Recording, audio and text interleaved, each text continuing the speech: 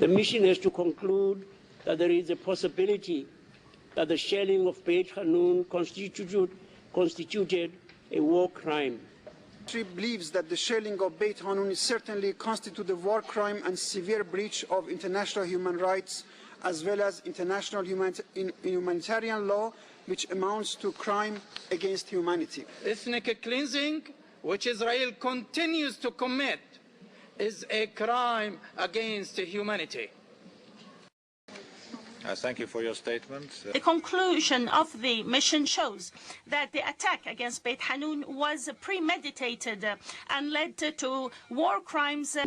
In this regard, the NAM demands from the State of Israel a public investigation to determine those responsible for this murderous act and the provision of reparation to the victim of the killing, which constitutes a war crime. I thank you for your statement.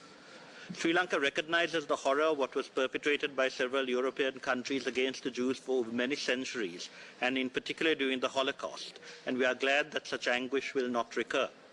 We also understand the need to compensate for earlier aberrations after the Second World War. However, that this compensation should have been at the expense of innocent others is something we still cannot understand.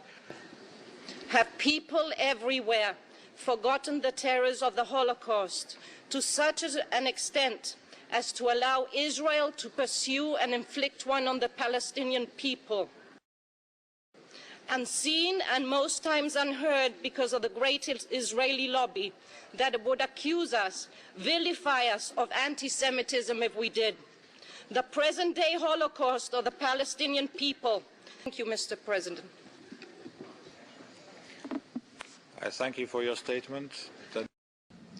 The Palestinian people, tormented by persecution and humiliation, mirror the past suffering of Jews in Europe.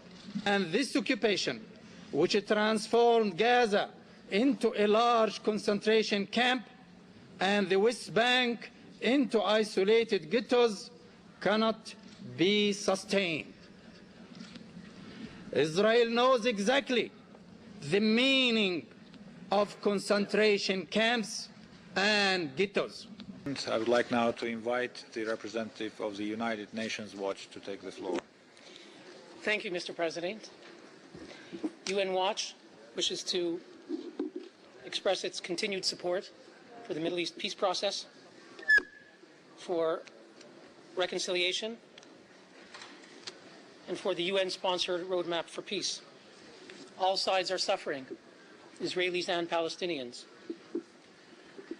How can we help the people of the Middle East? So far, we have seen at least 3 attempted methods. In this Council, there has been this agenda item, a special agenda item that only addresses one country, the only item of its kind.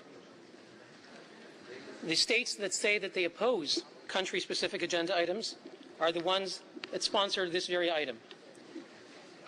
One recalls the statement made by Secretary General Ban Ki-moon on June 20th, 2007, immediately after this agenda item was adopted.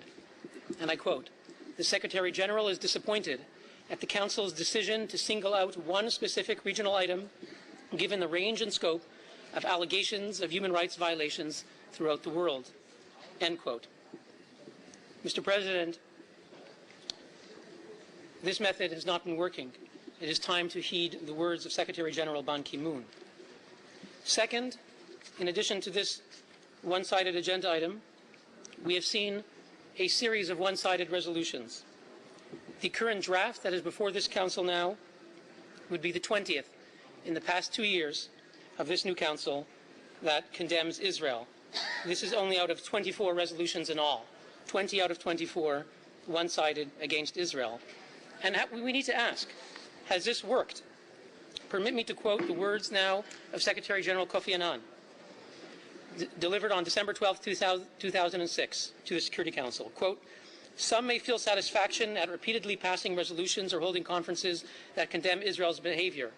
There have been decades of resolutions. There has been a proliferation of special committees, sessions, and secretariat divisions and units. Have any of this had any effect?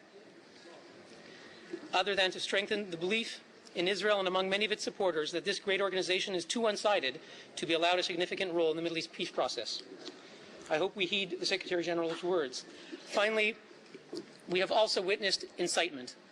The same parties that speak of incitement today gave us a very difficult display. An analogy was drawn, a comparison was made by the Palestinian representative between the actions of Israel and the crimes of the Nazis.